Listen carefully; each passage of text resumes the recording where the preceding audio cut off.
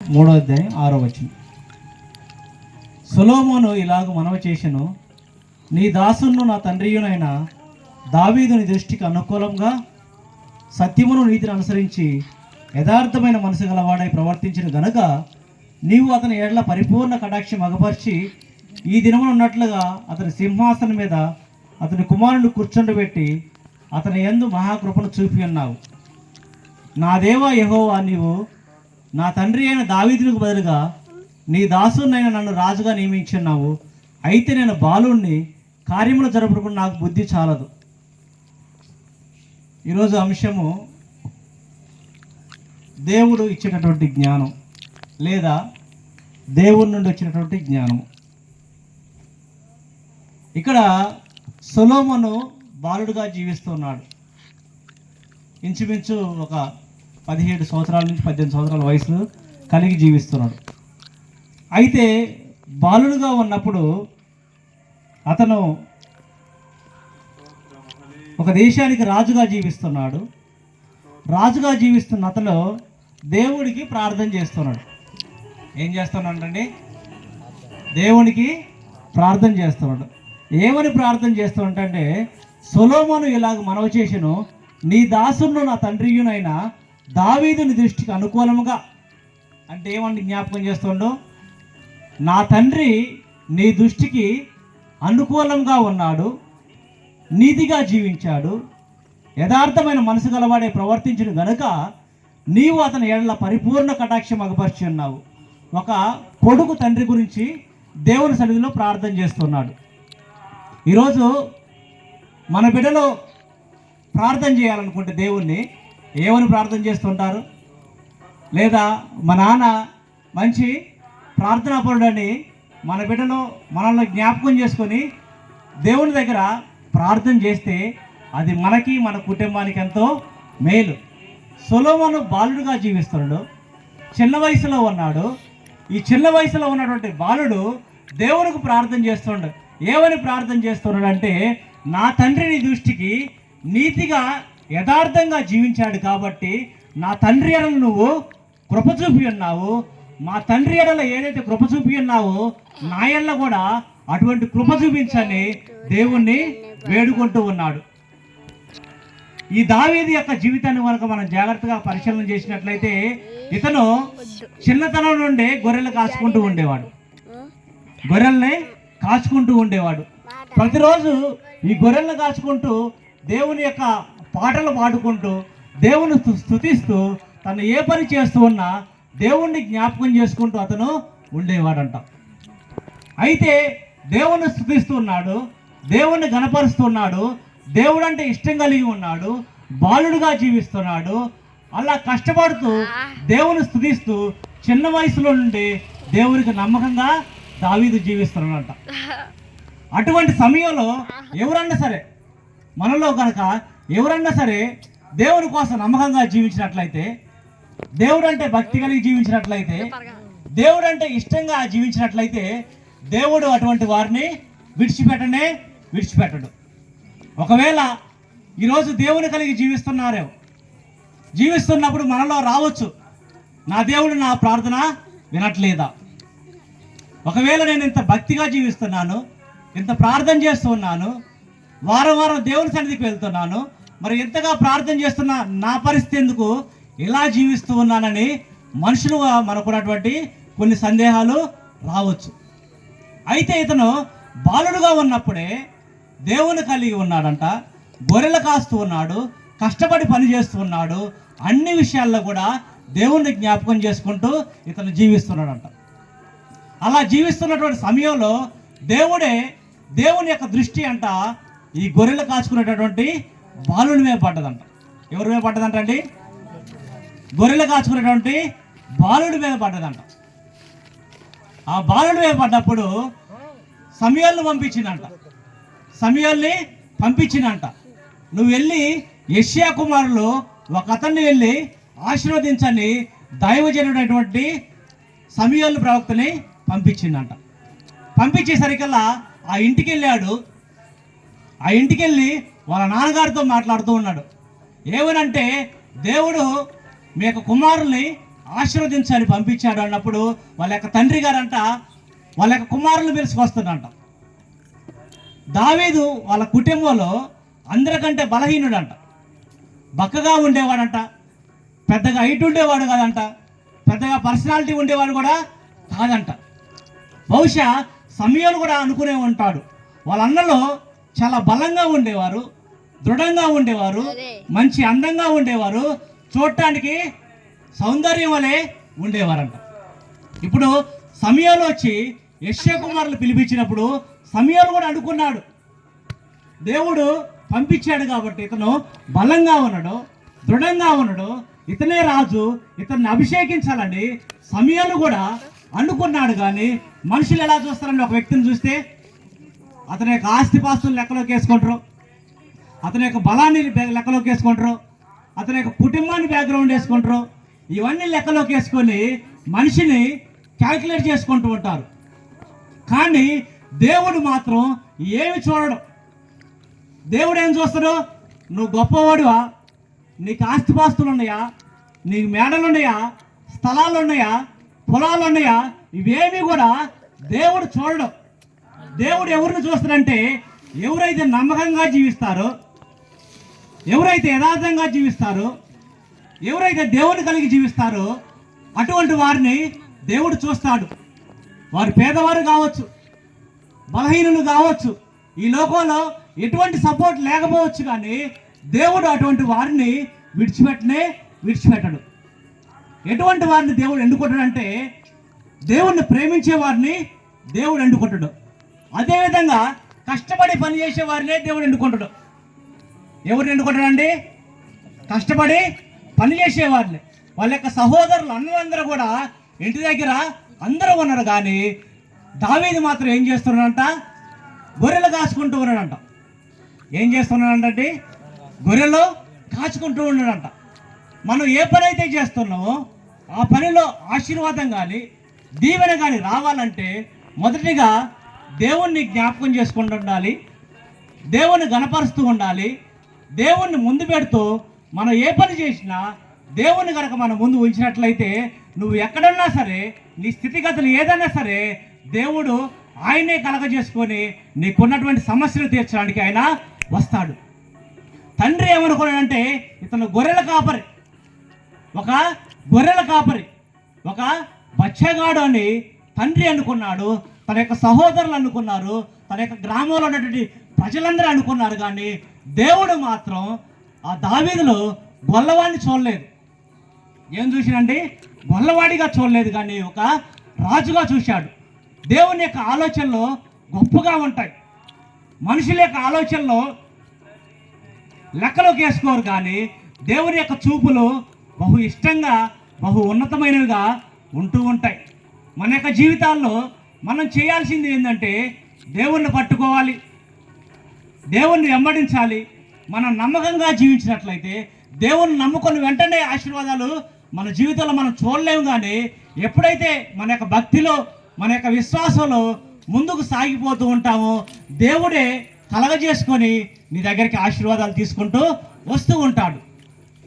తన యొక్క సహోదరులు అందరూ కూడా ఇంటి దగ్గర ఉన్నారు, కానీ దావీదు మాత్రం గొర్రెలు కాచుకుంటూ ఉన్నాడట.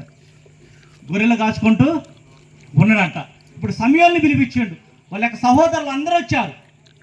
ఇతనే రాజేమని, ఇతనే రాజని సమయాలు అనుకున్నాడు. ఇతనేమో అని అందరిని అనుకున్నారు. కానీ వీరు ఎవరు కాదని ఆ తర్వాత ఇంకా ఎవరన్నా ఉన్నారంటే కడసరివాడు ఉన్నాడు, చిన్నవాడు ఉన్నాడు, బచ్చాగాడు ఉన్నాడు, అతను గొర్రెలు కాచుకుంటూ ఉన్నాడని వాళ్ళ యొక్క తండ్రి గారు చెప్పినప్పుడు గొర్రెలు కాచుకున్నటువంటి దావీదుని పిలిపించినప్పుడు సమయాలు వెళ్ళి దావీదుని అభిషేకించాడు. ఏం చేసిందంటండి? అభిషేకించిందంట, ఆశీర్వదించిందంట. మరి ఆశీర్వదించిన వెంటనే రాజు అయింది అతను. అభిషేకం పొందుకున్నాడు. అభిషేకం పొందుకున్న వెంటనే రాజు అయిందా అంటే రాజు కాలే. ఈరోజు నువ్వు నేను మా అందరం కూడా దేవుని నమ్ముకున్నాం. దేవుని నమ్ముకున్న వెంటనే ఆశీర్వదించబడుతున్నావా? యాకోబు గారు చెప్పండి. వెంటనే ఆశీర్వదించబడుతున్నావా? లేదు. దేవుని నమ్ముకున్న వెంటనే దేవుడు ఆశీర్వదించాలంటే కొంతకాలం వెయిట్ చేస్తాడు. ఎలా నడుస్తుండు, యాకోబు గారి ప్రవర్తన ఎలా ఉంది, నాకు ఇష్టమైన విధంగా అతని యొక్క జీవితం ఉందా లేదా, నన్ను ప్రేమిస్తున్నాడా లేదా, నా యందు భక్తి కలిగి జీవిస్తున్నాడా లేదని దేవుడు కొంత సమయాన్ని నిర్ణయిస్తాడు. ఆ దేవుడు కలగజేసుకొని నీ జీవితంలో దేవుని యొక్క ఆశీర్వాదాలు వచ్చేంత వరకు కూడా నమ్మకంగా జీవించాలి. ఎలా జీవించాలండి? నమ్మకంగా జీవించాలి. అప్పుడే మన యొక్క జీవితాల్లో దేవుని యొక్క ఆశీర్వాదాలు మనం పొందుకుంటాం. కన్న తండ్రి కేవలం ఒక గొర్రెల కాపరిగా మాత్రమే చూశాడు, కానీ పరమ తండ్రి అయినటువంటి దేవుడు అతన్ని ఒక రాజుగా చూశాడు. దేవుని యొక్క చూపులు బహు విలువైనవి, ఎంతో ఉన్నతంగా ఉంటాయి, ఎంతో శ్రేష్టమైనవిగా ఉంటాయి.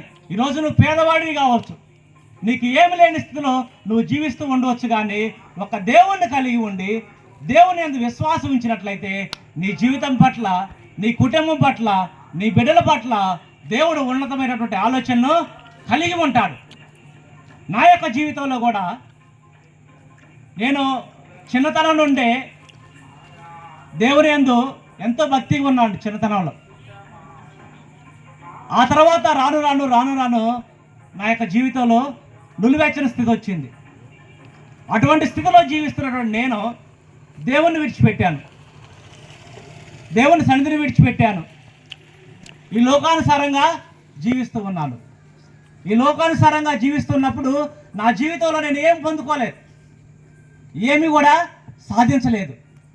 ఎన్నో సంవత్సరాల నుండి మందిరానికి వెళ్తూ ఉన్నాను, వారం మందిరానికి వెళ్తూ ఉన్నాను. అదేవిధంగా ఇటువంటి ప్రార్థనలు పెడితే దైవజనులకు సహకరించేవాడిని, కానీ యేసుక్రీస్తుని పరిపూర్ణంగా సొంత రక్షకునిగా నా జీవితంలో నేను అంగీకరించలేదు. అంగీకరించకపోవడాన్ని బట్టి నా యొక్క జీవితంలో నేను సక్సెస్ని చూడలేకపోయాను. దేవుడిచ్చేటటువంటి ఆశీర్వాదాలు నా యొక్క జీవితంలో నేను చూడలేకపోయాను. అయితే నేను చదువుతూ ఉన్నప్పుడు అన్నీ కూడా ఫెయిల్యూర్సే. 10th చదివాను, 10thలో కూడా ఫెయిల్యూరే. ఇంటర్మీడియట్ చదివాను, ఇంటర్మీడియట్లో కూడా ఫెయిల్యూరే. డిగ్రీ చదివాను, డిగ్రీలో కూడా ఫెయిల్యూరే. నా జీవితంలో ఏది కూడా నేను సక్సెస్ను సాధించలేకపోయాను. అయితే అన్నీ అయిపోయాయి జీవితంలో, ఏమి సాధించలేనటువంటి స్థితిలో ఉన్నాను.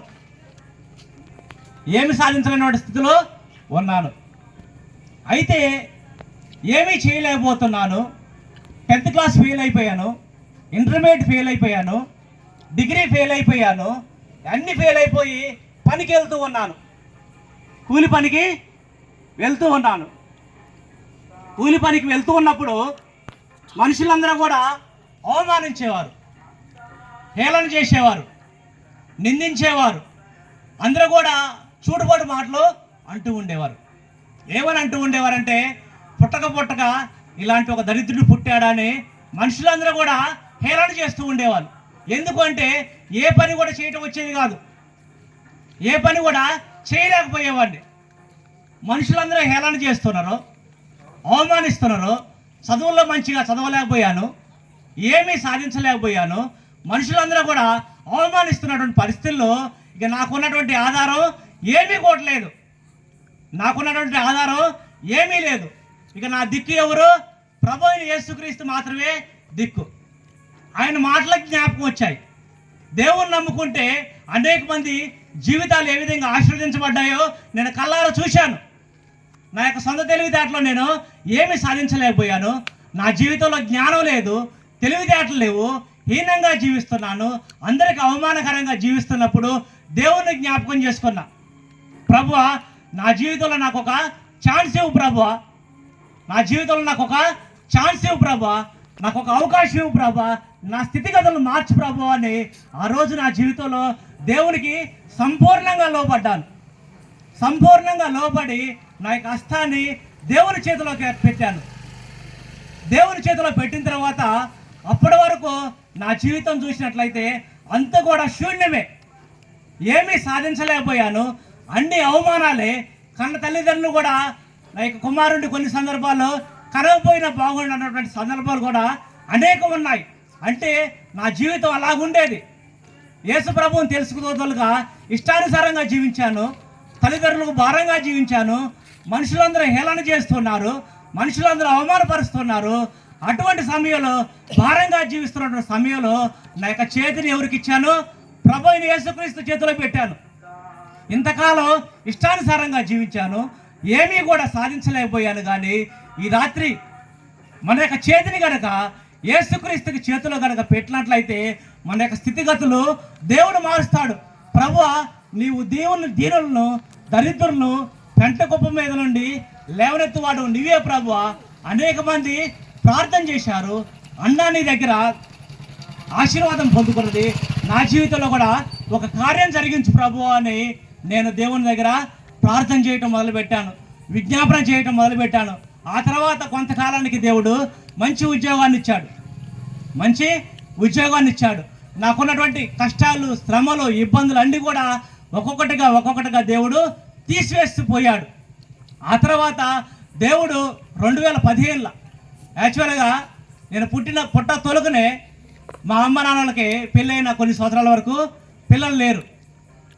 పిల్లలు లేకపోతే వాళ్ళు ప్రతిష్ఠించుకోరు. ఏమనంటే నాకు గనక కుమారుణ్ణి ఇస్తే ప్రభువా నీ సేవకి ఇస్తానని తల్లిదండ్రులు ప్రతిష్ఠించుకున్నారు. అలా ప్రతిష్ఠించుకున్న తల్లిదండ్రులు నేను జన్మించిన తర్వాత మొదటిగా భక్తిగానే జీవించాను. ఆ తర్వాత పెరిగి పెద్దవాడైన దేవుణ్ణి విడిచిపెట్టాను.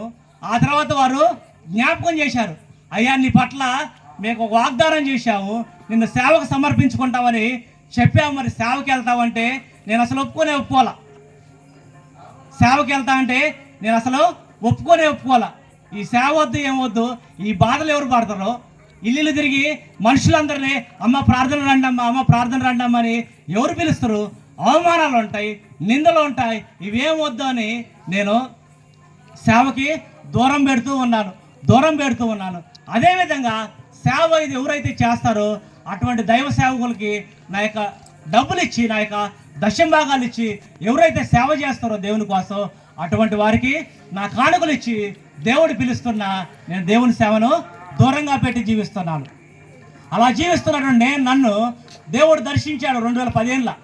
నువ్వు డబ్బులు ఇవ్వటం కాదు, డబ్బులు సేవకులు ఇవ్వటం కాదు, నువ్వే సేవ చేయాలి, నేను నిన్ను ఏర్పరచుకున్నా, నీ పట్ల గొప్ప ఉద్దేశాలు కలిగి ఉన్నా అని దేవుడు మాట్లాడినప్పుడు నేను ప్రభుతో ప్రభువా నాకు మాట్లాడటం రాదు, నాకు జ్ఞానం లేదు, తెలివితేటలు లేదు, అసలే నాకు ఇద్దరి మధ్య కూడా నేను మాట్లాడలేనంటే ప్రభు అన్నాడు, నేను నీ నోటికి నేను తోడుగా ఉంటాను, నువ్వు వెళ్ళిన ప్రతి స్థలంలో నేను నీకు తోడుగా ఉంటాను, నువ్వు భయపడొద్దు, దిగులు పడొద్దు అని దేవుడు చెప్పినప్పుడు దేవుని యొక్క సేవకు రావడానికి నేను 9 సంవత్సరాలు వెయిట్ చేశాను. ఎంతకాలం వెయిట్ చేశానండి? 9 సంవత్సరాలు వెయిట్ చేశాను. 9 సంవత్సరాలు వెయిట్ చేసి దేవుడు మరలా ఎక్కడికి వెళ్ళాలి? సేవకి వెళ్ళాలంటే దేవుడు పిలుచుకోండు, దేవుడు మాట్లాడాడు, సేవకి వెళ్ళమన్నాడు. మరి ఎక్కడికి వెళ్ళాలని ప్రభు ప్రార్థన చేశాను. ప్రార్థన చేస్తే మా మామగారు కూడా పాస్టర్ గారే. అనేక సంఘాలు ఉన్నాయి. అనేక సంఘాలు ఉన్నప్పటికీ మా మామగారు కూడా పాస్టర్ గారే. నేను ప్రభువుకు ప్రార్థన చేసినప్పుడు నాకు ఈ సిఎస్ఐ అయినటువంటి సంఘాలను ప్రభు చూపిస్తూ ఉన్నాడు. ఏం చూపెడుతూ ఉన్నాడు అంటే సిఎస్ఐ సంఘాలని దేవుడు చూపించాడు. మొదటిసారిగా దేవుడు చూపించాడు, నేను నమ్మలేదు. మరలా ప్రార్థన చేశాను. మరలా 10 రోజుల తర్వాత మరలా సిఎస్ఐ సంఘాల్లో దేవుని యొక్క వాక్యాన్ని బోధిస్తున్నట్టు దేవుడు మరలా చూపెట్టాడు. మరలా నాకు కన్ఫర్మేషన్ లేదు. మరలా దేవుడిని అడిగి ప్రార్థన చేసినప్పుడు మరలా 3వసారి కూడా నువ్వు సిఎస్ఐలో ఉండాలని దేవుడు నాకు చెప్పినప్పుడు దేవుని మాటకు లోబడి దేవుడు నన్ను ఏ ఉద్దేశంతో అయితే సృష్టించాడో, ఏ ఉద్దేశంతో అయితే రక్షించుకున్నాడో ఆ పిలుపు తగ్గట్టుగా సిఎస్ఐలో పరిచర్య చేస్తూ ఉన్నాడు. ఇంతవరకు బాగానే ఉంది. మొదటిగా ఏం చేశాడు? సొలొమోను దేవునికి ప్రార్థన చేశాడు. ఏమని ప్రార్థన చేశాడు? నా తండ్రి ఎలా భక్తిగా జీవించాడో, ఎలా నీతిగా జీవించాడో, నా తండ్రి జీవించిన విధానాన్ని బట్టి నన్ను జ్ఞాపకం చేసుకో ప్రభు అని దేవునికి ఎవరు ప్రార్థన చేస్తుండ్రో? సొలొమోను ప్రార్థన చేస్తుండ్రు. అదేవిధంగా నాకు జ్ఞానం కావాలి ప్రభువా, నాకు తెలివితేటలు కావాలి ప్రభువా, నేను చిన్నవాడిని ప్రభువా, నాకు జ్ఞానం లేదు ప్రభువా అని దేవుడికి సొలొమోను ప్రార్థన చేసినప్పుడు దేవుడు అంట జ్ఞానం ఇచ్చిందంట, ఘనత ఇచ్చిందంట, ఐశ్వర్యం ఇచ్చిందంట, ఆశీర్వాదాలు కూడా అన్నీ ఇచ్చిందంట. ఈరోజు మనల్ని మనం చూసుకున్నట్లయితే మన యొక్క స్థితిగతులు ఎలా ఉంటాయి అంటే చాలా పేద కుటుంబాలు మనకి. అయితే మనం నమ్మే దేవుడు గొప్ప దేవుడు. ఆయన కనుక మనం ఎవరైతే విశ్వాసంతో